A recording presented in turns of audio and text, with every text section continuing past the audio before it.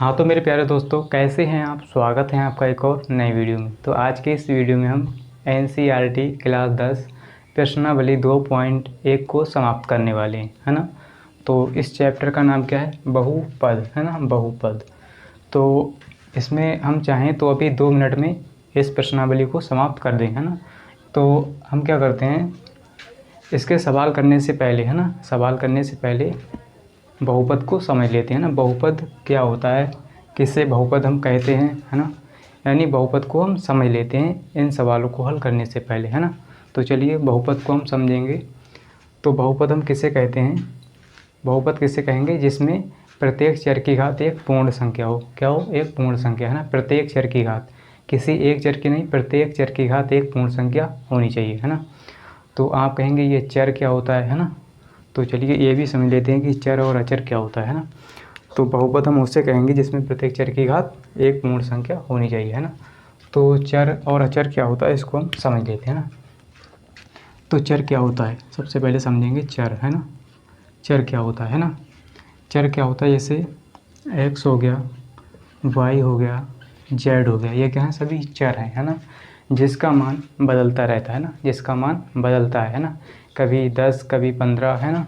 तो हमारा जो मतलब चर होता है, जो x y z है, इनके मान किसी सवाल में कुछ आता है, किसी में कुछ आता है ना, बदलता रहता है, ये फिक्स नहीं होता है ना। तो जैसे कभी 10 आ गया, कभी 20 आ गया, है ना। तो इस तरह से ये बदलता रहता है। तो अचर क्या होता है, अचर, है ना। अचर क्या होता है, देखिए अचर क्या होता है, जैसे गिनती होगी हमारी, जैसे 3 4 5 7, है ना। कुछ भी ले लो, 18 ले लो, 20 ले लो, है ना। तो इसका मान जो है फिक्स होता है, यानी बदलता नहीं है। अचर क्या होता है, जिसका मान कभी बदलता नहीं है, उसे हम अचर कहते हैं ना। जैसे 3 है तो 3 को हम 3 ही कहेंगे, है ना। 3 को कभी 5 नहीं कहेंगे, है ना। ये 4 है तो 4 को हम 4 ही कहेंगे, 4 को कभी 5 नहीं कहेंगे, कभी 7 नहीं कहेंगे, कभी 10 नहीं कह सकते, है ना। तो 4 को 4 ही कहेंगे, है ना। जैसे 20 है तो 20 को हम 20 ही कहेंगे, है ना। तो इसका मान जो है फिक्स होता है, यानी बदलता नहीं है ना। जैसे 20 है तो 20 ही रहेगा हमेशा, है ना। तो आपने समझ लिया कि चर और अचर क्या होता है ना। तो एक बार फिर से रिपीट कर देते हैं। चर क्या होता है, जिसका मान बदलता रहता है, जिसका मान बदलता है। अचर वो होता है जिसका मान नहीं बदलता है ना। चलिए अब क्या करेंगे, अब देखिए चर और अचर की गुणा करें हम, है ना। अगर हम चर और अचर की गुणा करें, है ना। मान लीजिए चर हम x लेते हैं और अचर लेते हैं 4, है ना। अगर हम चर और अचर की गुणा करते हैं तो ये क्या हो जाएगा, देखिए x 4 या कहें 4x, है ना, 4x। तो ये क्या हो गया, एक बीजीय व्यंजक बन गया। क्या बन गया, एक व्यंजक, है ना, बीजीय व्यंजक बन गया, है ना। तो जब हम चर और अचर की गुणा करते हैं तो वह बीजीय व्यंजक बन जाता है, यानी व्यंजक बन जाता है ना, यानी बीजीय व्यंजक, है ना। जैसे 5 की गुणा हम x से करें तो ये 5x हो गया, है ना, 5x। अगर हम मान लीजिए 7 की गुणा y से करें तो 7y हो जाएगा, है ना। अगर प्लस में हम x लिखना चाहें तो x भी लिख सकते हैं, नहीं तो हम y लिख सकते हैं ना। 7y प्लस में y, तो इसको जोड़ेंगे तो ये 8y हो जाएगा, है ना। तो ये क्या है, मतलब एक बीजीय व्यंजक बन जाता है ना। तो इस तरह से देखिए क्या होता है, 7x हमने यहाँ पर ले लिया, और यानी 7x² ले लिया, या कहें 6x ले लिया, है ना, प्लस में 1। तो ये क्या बन जाता है, एक बीजीय व्यंजक बन जाता है ना। यानी जैसे रूट में कभी x हो गया, है ना, अंडर रूट में 5, है ना, x हो गया, ये क्या बन जाता है, सभी बीजीय व्यंजक यानी व्यंजक बन जाते हैं ना। तो प्रत्येक बहुपद जो होता है बीजीय व्यंजक होता है ना। प्रत्येक बहुपद क्या होता है, बीजीय व्यंजक होता है। लेकिन लेकिन लेकिन जो प्रत्येक बीजीय व्यंजक होता है, यानी बीजीय व्यंजक जो होता है, प्रत्येक बीजीय व्यंजक बहुपद नहीं हो सकता, है ना। प्रत्येक बीजीय व्यंजक बहुपद नहीं होता है ना। तो बहुपद मतलब क्या होता है, जिसकी प्रत्येक चर की घात एक पूर्ण संख्या होती है ना। प्रत्येक चर की घात क्या होती है, पूर्ण संख्या, है ना। जिसकी यानी प्रत्येक चर की घात क्या होती है, प्रत्येक चर की घात एक पूर्ण संख्या होती है ना, एक पूर्ण संख्या क्या होती है ना, पूर्ण संख्या। तो पूर्ण संख्या जो है 0 से स्टार्ट होती है, 0 1 है ना, 2 3 4 है ना, इस तरह से होती है, 2 3 4 5 10 अनंत तक है ना। तो ये क्या होती है, पूर्ण संख्याएं होती हैं हमारी, है ना, क्या होती है, पूर्ण संख्याएं, है ना। तो पूर्ण संख्या, जैसे अब हम बहुपद को ले लेते हैं कि बहुपद यानी प्रत्येक चर की घात एक पूर्ण संख्या होती है, उसे हम बहुपद कहते हैं ना। तो हम क्या करेंगे, यहाँ पर इसका एक एग्जांपल ले लेते हैं, जैसे 7x² प्लस का, तो हम यहाँ पर एक एग्जांपल लेते हैं, 7x² प्लस का 5x और प्लस में 6 है ना। तो ये क्या है, एक बहुपद कहलाएगा। क्या कहलाएगा, बहुपद। इसमें प्रत्येक चर की घात आप देख सकते हैं पूर्ण संख्या होगी, है ना। पूर्ण संख्या क्या होती है, जैसे 2 है ना, यानी पूर्ण संख्या 2 है यहाँ पर, तो 2 है ना। तो इसमें देखिए क्या है, इसमें एक घात छुपी हुई है ना, यहाँ पर देखिए x की घात कुछ नहीं तो 1 होगा, है ना। तो 1 इस क्या होती है, पूर्ण संख्या होती है ना। 1 क्या है, पूर्ण संख्या। यहाँ पर 2 भी पूर्ण संख्या है और 2 और 1 क्या है, पूर्ण संख्या है। तो ये बहुपद कहलाएगा हमारा, है ना। इस तरह से हम बहुपद को पहचान सकते हैं ना। तो हम बहुपद को यानी बहुपद की पहचान कैसे करेंगे, बहुपद की पहचान, है ना, बहुपद की पहचान। तो बहुपद की पहचान ऐसे ही की जाती है ना।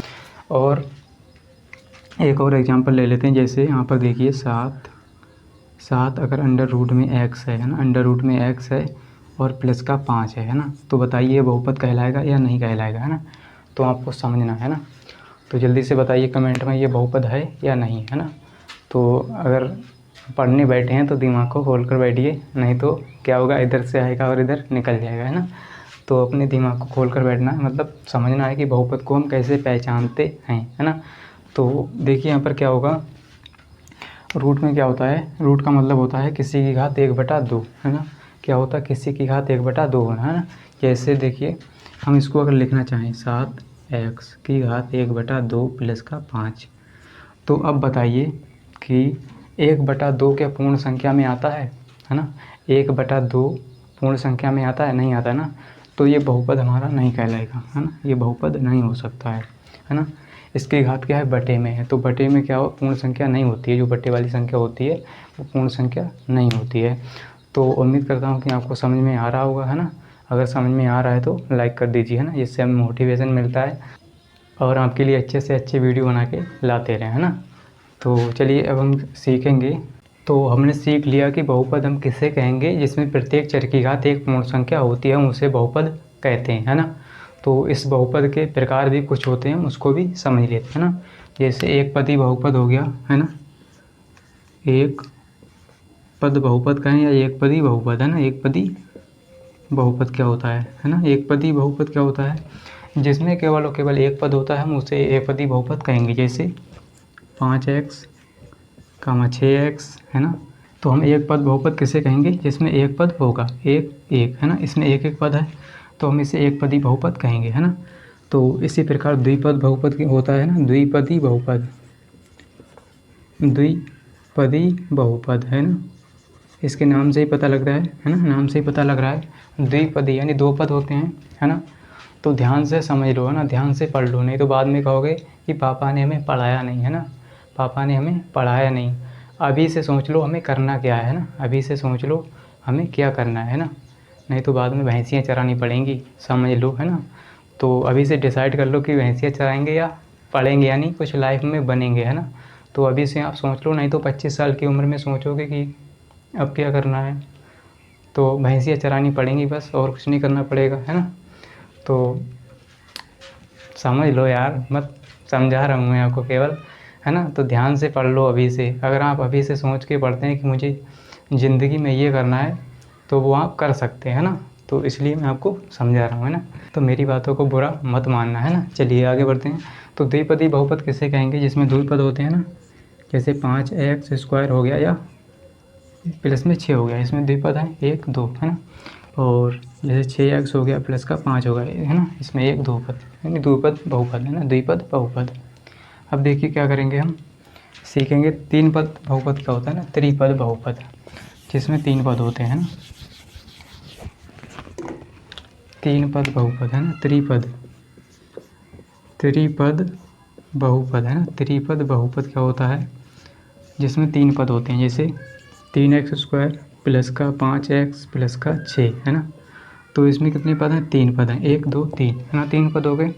जैसे 6x² प्लस का 2x प्लस का 6 है ना, 1 2 3 यानी तीन पद बहुपद है ना, त्रिपद बहुपद। तो इसके अलावा और भी कुछ इसके प्रकार होते हैं, जैसे रैखिक बहुपद है ना। रैखिक बहुपद क्या होता है, रैखिक बहुपद है ना, रैखिक बहुपद है ना। तो रैखिक बहुपद क्या होता है, या कहें एक घात बहुपद है ना, जिसकी घात एक होती है ना। जैसे x है ना, तो इसकी घात कितनी है, एक है ना, केवल और केवल एक है ना। जैसे 5x है तो इसकी घात कितनी, एक है केवल है ना, मतलब एक घात होती है, हम उसे कहते हैं रैखिक बहुपद है ना।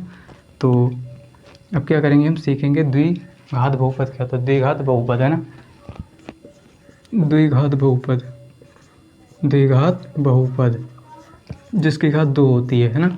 जैसे x² प्लस का 6x है ना, तो इसमें बताइए कितनी घात है ना, x की घात 2 है, तो इसे हम द्विघात बहुपद कहेंगे है ना। जैसे x की घात 2 प्लस का 5x प्लस का 6 है ना, तो ये द्विघात बहुपद है ना, द्विघात है इसकी, यानी तो इसकी अधिकतम घात कितनी है, 2 है ना। ये क्या हो गया, द्विघात बहुपद। अब हम सीखेंगे तीन घात बहुपद यानी त्रिघात बहुपद है ना। त्रिघात बहुपद क्या होता है, त्रिघात बहुपद है ना, जिसमें तीन घात होती है ना।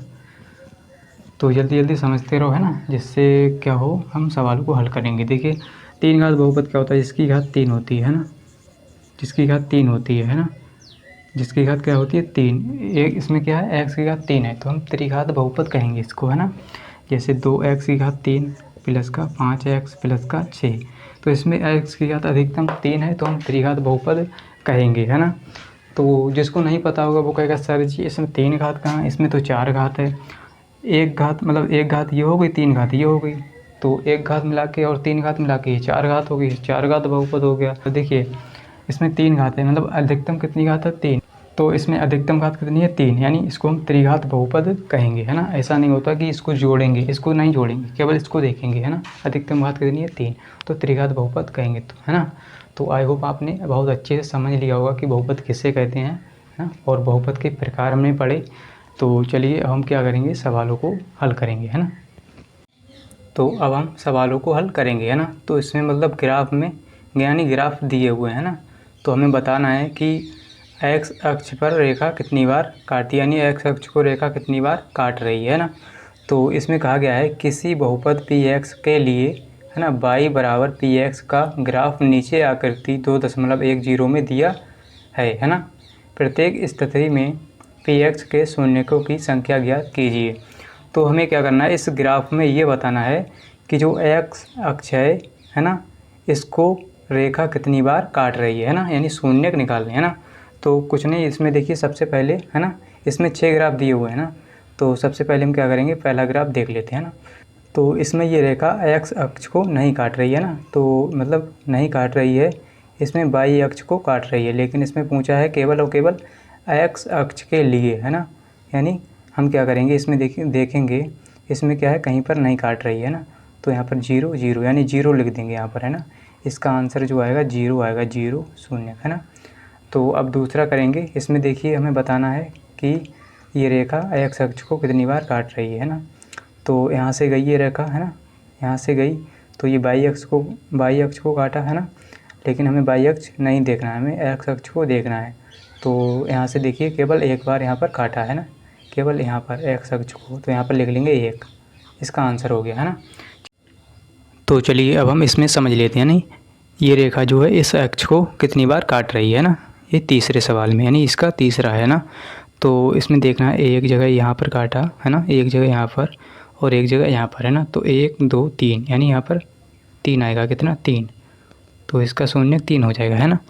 और इसमें देखना है यहाँ पर देखिए 1 2 है ना, तो यहाँ पर 2 जगह काटा 1 2 है ना, तो यहाँ पर हो जाएगा 2 है ना। अब हम क्या करेंगे, अगले जो ग्राफ दिए हुए हैं उनको हम सॉल्व करेंगे है ना, उसमें देखेंगे। तो देखिए सबसे पहले हम इसमें देखेंगे है ना, तो यहाँ पर देखिए कितनी बार काटा है, 1 2 है ना, 1 2 3 4 है ना।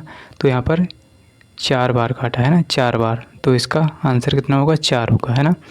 और इसमें देखना है फिर, यहाँ पर देखिए 1 2 है ना, 1 2 और यहाँ पर 3 है ना, यानी इसमें टच करते हुए गई है ये रेखा है ना, टच करते हुए, इसमें काटा नहीं है, टच किया है कितनी बार, 1 2 3 है ना। तो इसका आंसर आ जाएगा 3 है ना। तो ये था मतलब हमारा सवाल, मतलब पूरी प्रश्नावली जो समाप्त हो गई है ना। तो उम्मीद करता हूँ कि आपको ज़रूर समझ में आया होगा। अगर वीडियो अच्छा लगा है तो वीडियो को लाइक कर दीजिए एंड चैनल को सब्सक्राइब कर लीजिए। मिलते हैं अगली वीडियो के साथ, आज के लिए इतना ही, जय हिंद।